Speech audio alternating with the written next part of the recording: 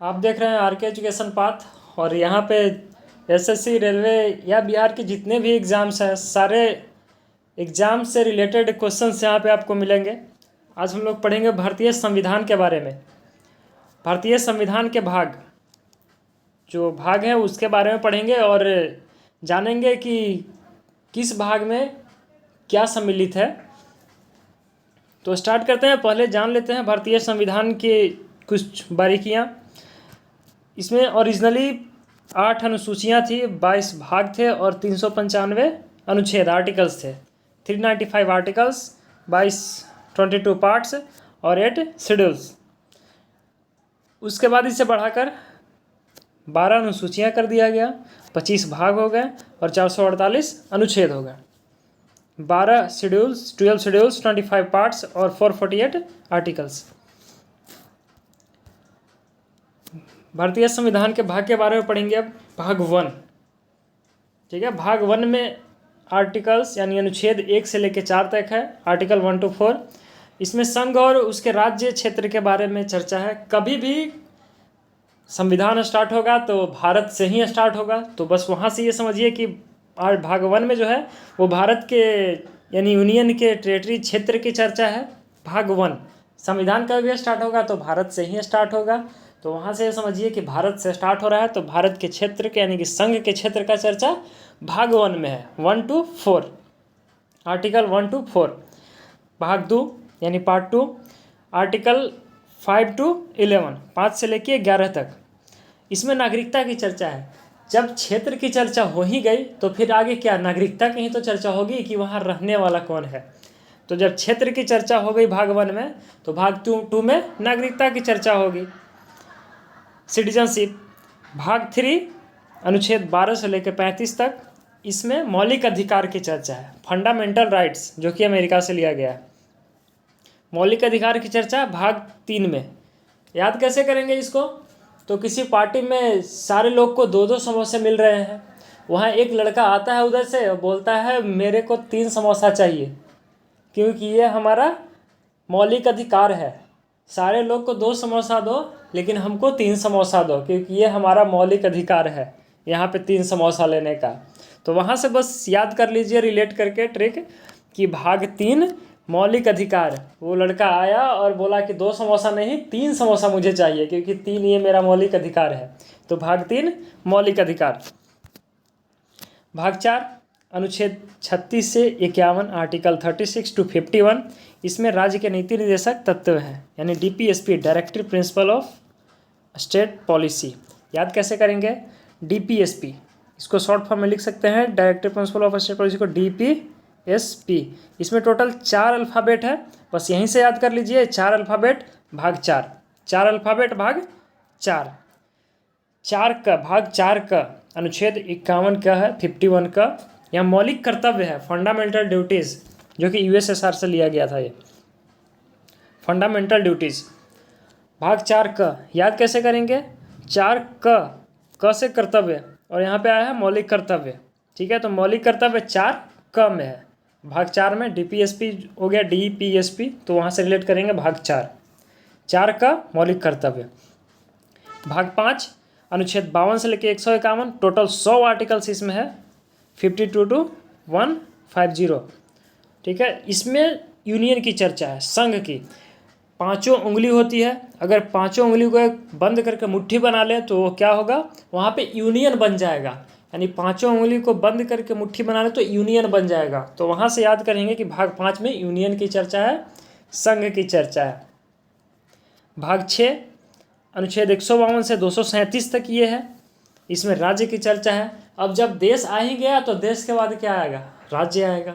तो यहाँ से याद कर लेंगे ऐसे ट्रिक रिलेट करके कि जब देश हमारा आ ही गया तो देश के बाद किसी को भी अपना राज्य प्यारा होता है। सबसे पहले देश प्यारा होता है, फिर उसका राज्य प्यारा होता है। तो भाग 5 में देश है, यूनियन है, जो 5 उंगली को मुट्ठी बना लिए तो यूनियन हो गया। और भाग 6 उसके बाद आ गया, यानी कि राज्य। भाग 7 ये 7वां संविधान संशोधन 1956 के द्वारा समाप्त कर दिया गया था इसे। भाग 7 7वां संविधान संशोधन 1956 के द्वारा समाप्त कर दिया गया था। भाग 8 ये आर्टिकल 239 से लेकर 242 239 से 242 तक है। इसमें यूनियन टेरिटरीज की चर्चा है। ठीक है, भाग 8 में यूनियन टेरिटरीज की चर्चा है। याद कैसे करेंगे इसको? अंडमान निकोबार एक यूनियन टेरिटरीज है, संघराज्य क्षेत्र है वो अंडमान निकोबार। वहाँ पे ट्राइबल्स रहते हैं बहुत सारे।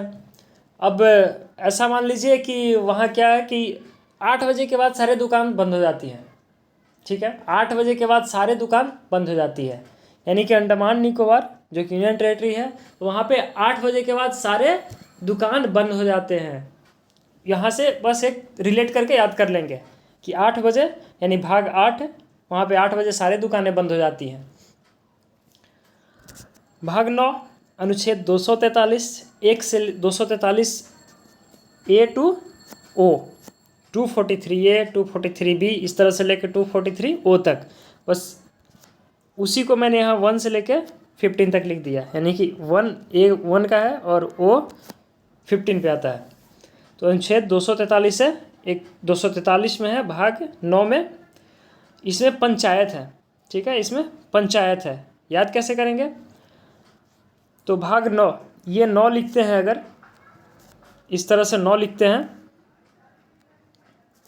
अगर कोई लड़का इधर से देख रहा है तो ये 9 दिखेगा उसे, अगर कोई इधर से देख रहा है तो उसे 6 दिखेगा। अब इसी बहस में ये 9 बोल रहा है, ये 6 बोल रहा है। अब इसी बहस में उन्होंने पंचायत बुला लिया कि ये 9 है या 6 है, तो इसके लिए उन्होंने पंचायत बुला लिया। तो भाग 9 में पंचायत, जो कि 73वां संविधान संशोधन 1992 के द्वारा लाया गया था। वही है भाग 9 क 9A, ये नगर पालिकाएँ हैं, यानी कि म्यूनिसिपलिटीज़। भाग 9A म्यूनिसिपलिटीज़ है, नगर पालिकाएँ। इसको भी 74वां संविधान संशोधन 1992 के द्वारा शामिल किया गया। ये है 16 to 33 लिखा हूँ, यानी कि 243 16P होता है, 243P से लेकर Z 26 हो जाता है, और उसके बाद 26 के बाद 7 और, यानी कि Z 26 तक हो गया। उसके बाद ZA ZB इस तरह से लेके ZG तक, इस तरह से होगा भाग 9 क, जो कि म्यूनिसिपलिटीज़ नगर पालिकाएँ हैं। 9 ख यानी 9B, ये बहुत इंपॉर्टेंट है, हमेशा एग्जाम में पूछे जाते हैं। 9B 243 का 34 से लेकर 46 सहकारी समितियां इसमें है। कोऑपरेटिव सोसाइटी, ये बहुत बार पूछा गया एग्जाम में है। 9B जो है 9 ख सहकारी समितियां यानी कोऑपरेटिव सोसाइटी। इसे 97th कॉन्स्टिट्यूशन अमेंडमेंट यानी कि संविधान संशोधन के द्वारा 2011 में जोड़ा गया। वहीं भाग 10 अनुच्छेद 244 और 244 का, इसमें अनुसूचित जाति तथा जनजातीय क्षेत्र हैं। ठीक है, the scheduled and tribal areas. भाग 10 में शेड्यूल्ड एंड ट्राइबल एरियाज, अनुसूचित जाति तथा जनजातीय क्षेत्र। याद कैसे करेंगे? तो आजकल जो शेड्यूल्ड एंड ट्राइबल एरियाज जो है, अनुसूचित जाति एवं जनजातीय क्षेत्र में इतना विकास हो रहा है कि जो लोग उससे देख रहा है वो 10 out of 10 मार्क्स दे रहा है कि भाई मेरे तरफ से 10 में से 10 मार्क्स। यानी कि इस तरह से याद कर लेंगे कि भाग 10 में अनुसूचित जाति और जनजातीय क्षेत्र का वर्णन है भाग 10 में। भाग 11 जो है आर्टिकल 245 to 263। याद कैसे करेंगे? क्या है इसमें? संघ और राज्यों के बीच में संबंध, यूनियन और स्टेट के बीच में संबंध है भाग 11 पार्ट 11 में। ठीक है, याद कैसे करेंगे? तो किसी दो चीज़ों को लेके झगड़ा हो गया, कोई दो चीज़ था उसको लेके झगड़ा हो गया यूनियन और स्टेट में, दोनों के बीच में इतना अच्छा संबंध है कि ये दोनों में से एक एक दोनों ने बांट लिया, दोनों में से यूनियन और स्टेट ने एक एक बांट लिया। तो एक एक से याद कर लेंगे कि दोनों के बीच का संबंध 11 है, यानी कि पार्ट 11 यूनियन और स्टेट के बीच का संबंध बताता है। पार्ट 12 भाग 12 अनुच्छेद 264 से लेकर 300 तक है। इसमें वित्त, संपत्ति, संविधि और वाद यानी फाइनेंस, प्रॉपर्टी, कॉन्ट्रैक्ट और सूट्स के बारे में वर्णन है। भाग 12 में पार्ट 12 में फाइनेंस, प्रॉपर्टी के बारे में वर्णन है। याद कैसे करेंगे? तो अगर आपका फाइनेंशियल कंडीशन अच्छा करना है, प्रॉपर्टी आपको बहुत प्रॉपर्टी चाहिए, तो उसके लिए दिन के 12 घंटे मेहनत करने पड़ेंगे। दिन के 12 घंटे आप मेहनत करोगे तो आपके प्रॉपर्टी और फाइनेंस में बहुत वृद्धि होगी। यहाँ से इस तरह से रिलेट करके इसे याद कर लेंगे। वहीं भाग 13 की बात आती है फिर। तो अगर भाग 13 में क्या है, आर्टिकल 301 से लेकर 307, 3012 to 307, इसमें ट्रेड है, कॉमर्स है with in territory of India, भारतीय क्षेत्र, भारत राज्य के जो क्षेत्र है उसके भीतर जो व्यापार वाणिज्य ये सब होता है वो भाग 13 में है।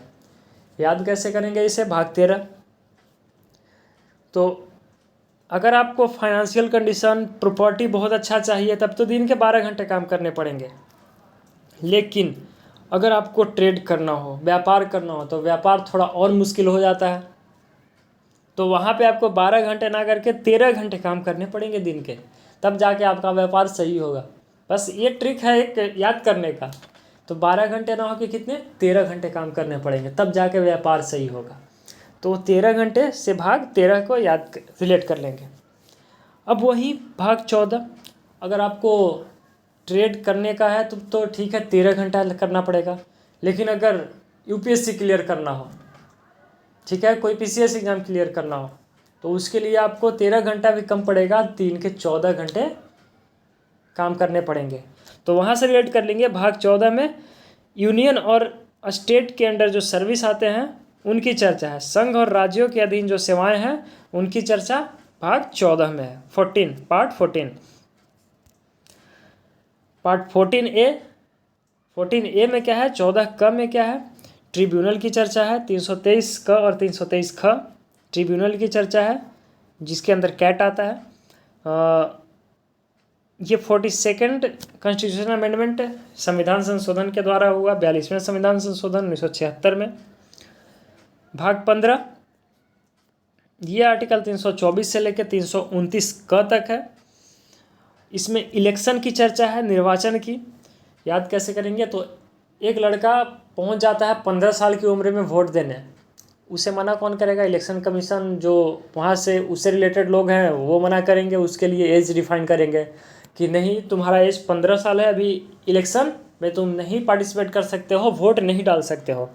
तो 15 साल का ही वो लड़का था, वो पहुँच गया था वोट देने। तो ऐसे याद कर लेंगे, भाग 15 इलेक्शन से संबंधित है, निर्वाचन से संबंधित है। भाग 16 ये अनुच्छेद 330 से 342 तक है। इसमें कुछ वर्ग के संबंध में विशेष उपबंध है, कुछ वर्ग जो है उनके लिए विशेष प्रावधान है वहाँ पे, special provisions relating to certain class, कुछ क्लास सर्टेन क्लास हैं, कुछ वर्ग हैं उनके लिए स्पेशल वहाँ पे उपबंध दिए गए हैं। भाग 17 अनुच्छेद आर्टिकल 343 343 से लेकर 351 तक, इसमें ऑफिशियल लैंग्वेज है, राजभाषा है। अब याद कैसे करेंगे, 17 एक खतरा ऐसा कुछ रिलेट हो रहा है, 17 खतरा यानी ऑफिशियल लैंग्वेज से छेड़छाड़ करेंगे तो आपको बहुत ज़्यादा खतरा है, ऑफिशियल लैंग्वेज से छेड़छाड़ करेंगे तो बहुत ज़्यादा खतरा है। भाग 18 इसमें है आपात उपबंध, इमरजेंसी प्रोविज़न, जो कि भाग 18 352 से 360 तक है, आर्टिकल 352 से लेके 360 तक है भाग 18। अब याद करने का तरीका, जो लड़का 15 साल में वोट देने गया था जहाँ इलेक्शन से संबंधित था वो, अब उसकी 18 साल उम्र हो गई तो वो फिर से वोट डालने गया, लेकिन यहाँ पे फिर से उसको वोट नहीं डालने दिया गया। तब वो बोलेगा कि अब इस राज्य में इमरजेंसी लगाओ, यहाँ पे इमरजेंसी आपातकाल लगाओ यहाँ पे, क्योंकि अब तो 18 साल में भी वोट नहीं देने दिया जा रहा है, क्योंकि 18 साल तो वोट देने का अधिकार है 18 साल में मेरा, लेकिन फिर भी यहाँ पे नहीं देने दिया जा रहा है, मतलब यहाँ पे अराजकता फैल चुकी है, अब यहाँ पे इमरजेंसी लगाओ। तो भाग 18 साल में भी वोट नहीं देने दिया गया तो क्या मांग करने लगा, इमरजेंसी का।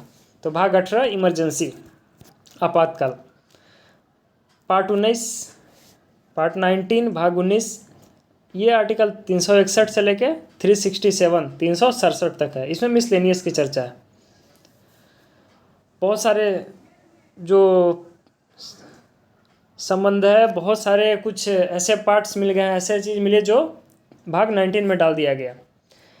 भाग 20 अनुच्छेद 368, भाग 20 अनुच्छेद 368 368 आर्टिकल 368, यहाँ पे संविधान संशोधन, अमेंडमेंट ऑफ कॉन्स्टिट्यूशन, इसकी चर्चा है। पार्ट 20 में याद करेंगे, कोई टेस्ट में 20 नंबर का क्वेश्चन है, 20 नंबर का वो टेस्ट है, वहाँ पे एक लड़का इतना अच्छा लिखा, इतना अच्छी तरीक़ा से एक्सप्लेन किया कि वहाँ जो टीचर थे उनके दिमाग में आया कि यहाँ और नंबर इसको मिलना चाहिए। तो वो स्कूल में जो प्रिंसिपल है वहाँ पहुँच गए कि अब जो टेस्ट है वो 20 नंबर ना हो के इसको अमेंड कर दिया जाए और 50 नंबर का कर दिया जाए टेस्ट को, ताकि बच्चे लोग को ज़्यादा मार्क्स मिलेंगे। तो वहाँ पे 20 नंबर से होकर क्या हो गया, 50 नंबर का टेस्ट हो गया। तो 20 नंबर यानी भाग 20 से संविधान संशोधन की चर्चा है। आगे है भाग 21 और भाग 22। ये दोनों से क्वेश्चन आते नहीं हैं, लेकिन अगर आपको याद करना है तो याद कर सकते हैं कि आर्टिकल 369 टू 392 पार्ट 21 369 टू 392 में है। इसमें अस्थायी, संक्रमणकालीन और तथा विशेष उपबंध ये सब है, टेम्पररी, ट्रांजिशनल और स्पेशल प्रोविज़न है। भाग 22 अनुच्छेद 393 से लेकर 395 तक, आर्टिकल 393 टू 395। इसमें शॉर्ट टाइटल, संक्षिप्त निम्न ये सब का वर्णन है। तो आज के लिए इतना ही, फिर मिलेंगे अगले वीडियो में। वीडियो अच्छा लगे तो सब्सक्राइब कर दें। धन्यवाद।